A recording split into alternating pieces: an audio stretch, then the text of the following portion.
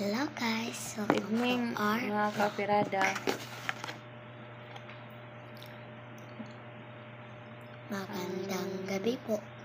Topic din na to mga kapirada about sa akong monetization.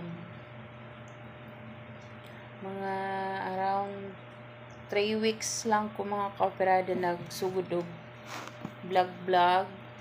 Second week ata sa March ko nagsugod, tapos na monetize ko atong last April 2. Pag-vlog mo. Bale 3 weeks lang gihap na ako. Bigay na ako mga kapirada, dili ko ma-monetize kay daghan kay mga violation, daghan mga restriction sa akong mga gipang post kay nagamit ko kanang naay mga sounds, unoriginal content daw, kay naay mga sounds mo tong gipang delete na ko ang mga sounds, katong mga post day na ko nga naay mga sounds, isag na naay mga pero walay earnings ato.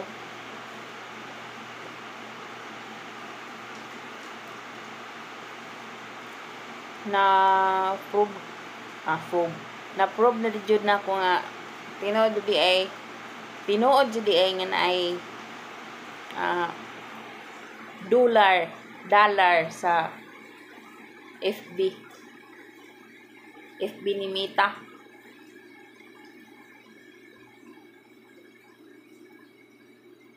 Mubayad di ay si Meta sa mga kanang gipang-upload nato nga mga kanang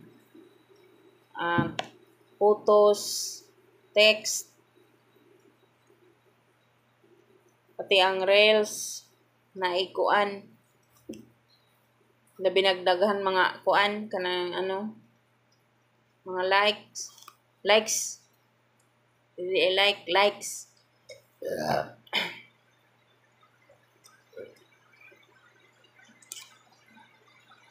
na monetize na ko sa sa katong content monetization tulo di ay ang gidala niya. Ang lang na-monetize ko sa